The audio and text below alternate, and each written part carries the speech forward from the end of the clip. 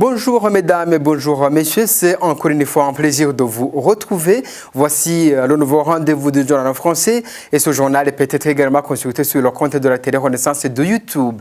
Les titres pour commencer ce journal est le métier de journalisme en dispersion au Burundi. Désormais, aucun correspondant n'a le droit de diffuser une information sur l'aval d'une équipe de 13 personnes, dont le gouverneur de province et le responsable de la police provinciale.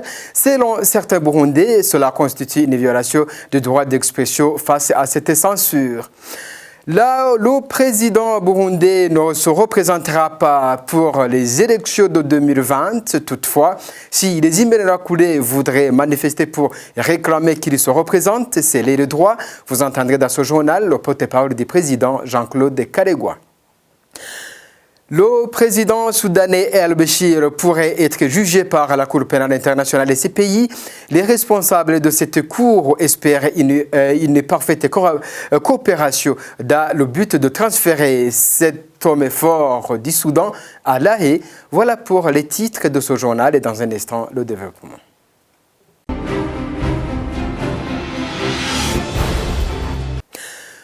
Rebonjour, chaque province va être dotée d'une équipe de 13 personnes qui vont analyser une information avant qu'elle soit diffusée par le correspondant d'une chaîne de données.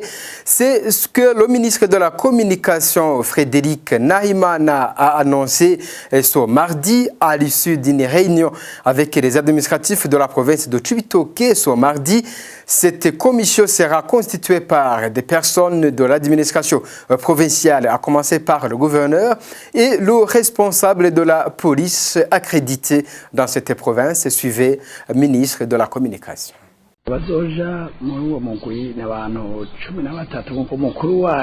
Ceux qui vont être dans le comité, c'est 13 personnes. Le président, c'est le gouverneur des provinces. Le vice-président, c'est celui qui est chargé de la sécurité provinciale. Le secrétaire, il sera le chargé de la communication provinciale de la BP. Les membres seront les gens qui sont dans l'éducation, les travailleurs de l'OBR, dans le service de la santé.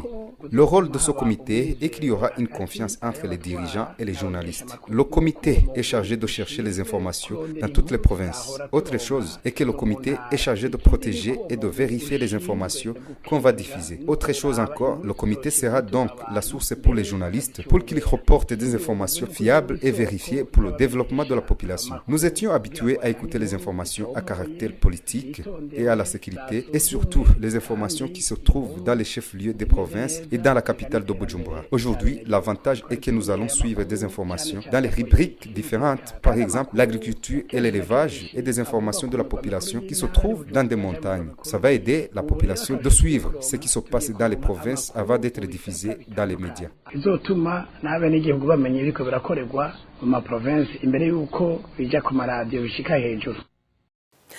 C'est une pure censure des médias au Burundi qui s'ajoute à la destruction puis à la fermeture des médias indépendants. Le Segenda Komanda, vice-président du parti Sawanya Frodebu, regrette que toutes ces mesures violent le droit d'expression au Burundi. L'exemple le plus récent qu'il donne est la fermeture de l'ONG Parsem pour avoir dit la réalité sur la pauvreté extrême qui pèse sur la population burundaise. Suivez Léo Sengenda Komana, il est vice-président du parti Sawanya Frodebu. Je ne parlerai pas d'une décision du ministre de la Communication. Je ne crois pas. C'est une décision d'une poignée de gens au pouvoir qui veulent toujours cacher la vraie information, qui veulent toujours cacher les réalités du terrain, ce qui se passe sur le terrain en matière de plusieurs violations des lois, des droits humains, en matière de corruption, de détournement des deniers publics, de malversation économique et financière, la situation dans le pays, le cas de la pauvreté, de la misère, de la maladie, du chômage. Ils veulent cacher systématiquement tout cela. C'est pourquoi ce n'est pas une décision du ministre de la Communication. Ça, c'est la première chose. La deuxième chose, à entendre les explications que le ministre a tenté, a essayé de donner, on pourrait dire quand même qu'il y a un côté positif, c'est de chercher les informations à qui de droit auprès du citoyen, les vraies informations. Deux, c'est de communiquer les informations effectivement qui coïncident avec les réalités du terrain. Trois, c'est de crédibiliser ces informations en assurant une certaine harmonie, une certaine cohésion entre le pouvoir et les journalistes. Mais est-ce que ça se fera comme ça? Est-ce que l'objectif est celui-là? Je dis tout de suite que non. Ça, c'est ce qui a été dit. Les inquiétudes sont nombreuses ici. D'abord sur le cadre et le statut de cette commission. Si on regarde la composition de cette commission, on voit que la commission est composée à 100% par des agents du pouvoir. Les représentants du pouvoir, le gouverneur, les représentants de l'armée, de la police ou autres, même si on parlait, qui ont pris les secteurs de l'éducation, de la santé, de l'OBR, c'est toujours l'État qui est représenté là-bas. Même le journaliste qui est là-bas, c'est un journaliste proche du gouvernement. C'est un journaliste d'ailleurs du gouvernement. Il y a une association dénommée Parten qui a informé l'opinion sur l'état de pauvreté dans ce pays, avec des chiffres à l'appui. L'état du chômage, avec des chiffres à l'appui. L'état du système éducatif, du système de sanitaire, et qui a aussi informé l'opinion que le pays n'a pas de devise, que le pays est presque isolé, etc., etc. Alors, au lieu de le mettre sur la liste de ceux qui seront, de ce que ceux qui seront promis le 1er juillet, ils ont décidé de fermer son organisation. Ça, c'est une preuve que ces informations ne parviendront plus à l'opinion. Nous poursuivons notre journal et le président burundais Pierre Nkurunziza ne se représentera pas en 2020 comme il l'a toujours dit. C'est ce qu'affirme son porte-parole Jean-Claude Karegwa lors de l'émission publique de ce vendredi des porte-paroles des différentes institutions sur la question des jeunes miliciens Imbonerakure qui pourraient organiser des manifestations pour demander au président de se représenter en 2020. Il a répondu que le droit de manifester est garanti en cas d'irrespect des procédures. On le suit.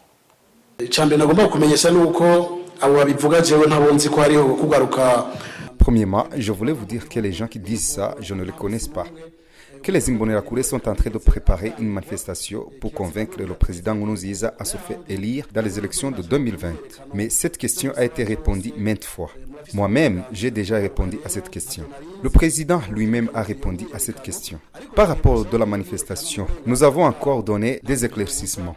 La réponse est claire. Le Burundi est un pays qui respecte les lois, qui respecte les droits de l'homme. Les gens circulent librement. Tout ce qu'ils veulent organiser des manifestations, ils ont le droit de faire ça quand ils respectent la loi de faire la manifestation. Et avant de faire la manifestation, qu'ils demandent de l'autorisation aux institutions pour que la police les protège. Ce que nous ne voulons pas dans le pays, c'est les manifestations sans autorisation. Aucun jour, on a refusé les manifestations des gens qui ont une autorisation. À propos de ces jeunes, je ne suis pas encore au courant qu'ils vont manifester. Mais s'ils veulent manifester, c'est leur droit. L'autre question est celle-ci. Est-ce que le président Nkurunziza va se représenter aux élections de 2020? Ce que je vais vous dire est que la décision du président devant la population burundaise et le monde entier reste toujours inchangée. Il a pris la décision en consultation avec Dieu de ne pas se représenter aux élections de 2020. Je vous assure qu'en 2020, au mois d'août, il y aura des cérémonies en direct dans des radios et télévisions, passation de pouvoir entre le président Pierre Nkurunziza et son successeur nouveau élu. Merci. aho n'icyubahiro Petero Nkurunziza umukuru w'igihugu azobisikanya n'ubuzoba yaratowe n'abarundi kugira ngo amusubirire. Murakoze. Au cours de cette même émission, le porte-parole du gouvernement Prosper Ntagwamiye a rassuré que la devise du pays reste celle de unité, travail et progrès jusqu'à nouvel ordre. Vous suivez le porte-parole du gouvernement Prosper Ntagwamiye. Nivyo ico kibazo kimaze imisi kiza kiravugangwa. Ariko nagira ndabibutse gatoyi yuko igihe. C'est vrai, cette question est pertinente. Mais je voulais vous signaler un peu que quand le Burundi a eu l'indépendance, le Burundi était sous l'autorité de Mwami. Vous vous souvenez que le parti qui avait gagné les élections à cette époque, c'était UPRONA. La devise était Dieu, roi, Burundi. Si vous allez au mausolée de Rwagasore, c'est ça qui est écrit. Mais si vous suivez bien le pays, quand on quittait l'autorité de Mwami pour arriver à la République, passant par force, c'est là où on a changé la devise comme unité, travail, progrès. Cette devise a resté pendant plusieurs années et c'est le seul parti qui gouvernait le pays. Et c'est bien sûr le parti UPRONA parce que à cette époque, le parti qui gouvernait le pays, l'histoire du pays était comme, je m'excuse, l'histoire du parti. Mais je voulais bien m'adresser à toute la population et le monde entier qui ne suivent que jusqu'à maintenant, la devise du Burundi est l'unité, travail, progrès. Vous pouvez me poser une question comme celle-ci. Est-ce que, monsieur le porte-parole, où est-ce qu'avez-vous trouvé ça? C'est dans l'article 6, dans la Constitution du Burundi. J'ai amené ça ici. Je peux faire la lecture pour plus de précision. La devise du Burundi est l'unité, travail, progrès. C'est ça la devise du pays pour le moment. Si ça change, on vous mettra au courant. Nous serons ensemble. Icivugo kivuga kiti ubumwe ibikorwa n'amajambere nico civugo cy'u Burundi gushika ubu nicahinduka muzobimenya tuba turi kumwe. Voilà, c'était le porte-parole du gouvernement Prosper Ntahogwamiye. Cependant, récemment, les gouverneurs des provinces avaient ordonné à des subalternes d'implanter partout au pays la nouvelle devise Dieu, roi Burundi, ce qui a fait croire à plus d'un que le président burundais a l'intention de restaurer un pouvoir monarchique au Burundi. L'ONG Parsem, Paroles et Actions pour le réveil de la conscience et changement de mentalité devra cesser par ses déclarations à porter atteinte à l'honneur de l'État pour pouvoir reprendre ses activités. C'est ce qu'a indiqué ce jeudi Tarcisse Nyongabo, assistant et porte-parole du ministère de l'Intérieur. Faustin Ndikoumana, représentant légal de la Parsem, demande à ce ministère de montrer au moins à une lettre ou déclaration de cette ONG qui salit l'image du pays, à part qu'elle intervient pour redresser les torts du gouvernement. Suivez Faustin Ndikoumana. Dire que nous sommes en train de ternir l'image du pays, nous ne comprenons pas d'abord, on n'a pas pu produire un moindre exemple d'une lettre, d'une déclaration qui salisse l'image du pays. C'est ce voleur qui pille le pays, c'est ce spolieur, ce tueur. Sinon, nous sommes là pour plutôt aider à susciter un débat au niveau citoyen pour trouver solution aux innombrables défis qui hantent notre pays. Et dire que les organisations ne veulent pas dire ce qui ne va pas, je ne crois pas. C'est un débat, nous sommes en démocratie, le débat doit être contradictoire. C'est à partir des choses qui ne vont pas, on améliore. Nous comptons saisir les institutions, nous allons demander, c'était un dialogue avec le ministère de l'Intérieur, franc et sincère, nous respectons les institutions. Pour le moment, nous avons suspendu nos activités jusqu'à ce que vraiment justice nous soit rendue.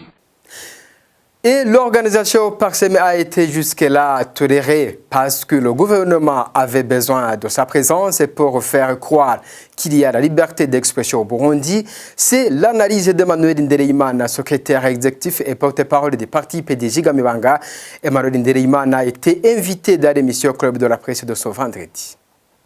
Ils ont fermé toutes les radios, ils ont chassé toutes les organisations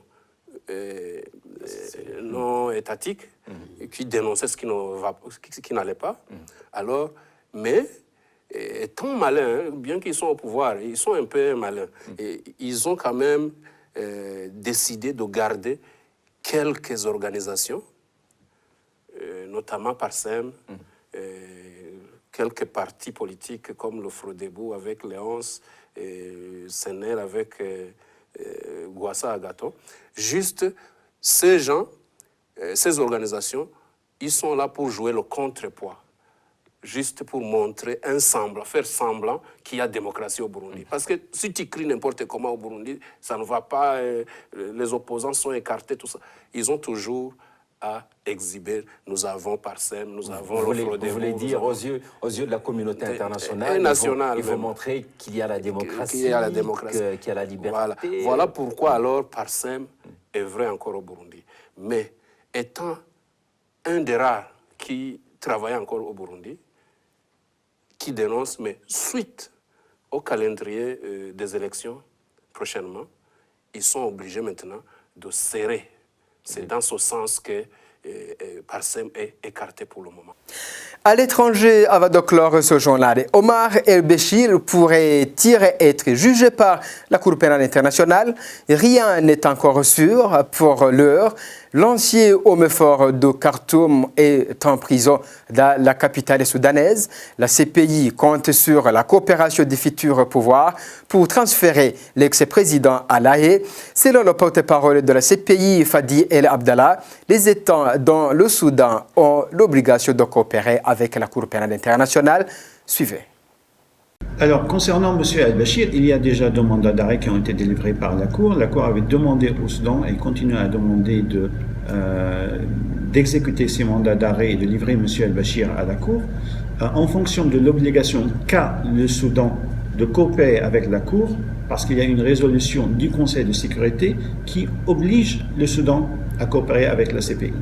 Maintenant, le Soudan, sous les régimes de M. al-Bashir, n'avait pas coopéré. Et dans ce cas-là, la Cour a informé le Conseil de sécurité, et c'est au Conseil de sécurité de décider, parce que c'est une violation de sa propre résolution. Maintenant, pour la nouvelle situation au Soudan, cela d'abord dépendra de la situation au Soudan, du pouvoir au Soudan, et de la position, s'il y aura une nouvelle position ou pas par les autorités soudanaises de coopérer avec la Cour ou non. Du point de vue du droit, le droit est clair, il y a l'obligation de coopération, il y a demande d'arrêt et il y a une demande pour le remettre à la Cour. Voilà, mesdames et messieurs, c'est par là que je mets un point final à ce journal. Merci à vous tous de nous avoir suivis. Au revoir et au prochain rendez-vous.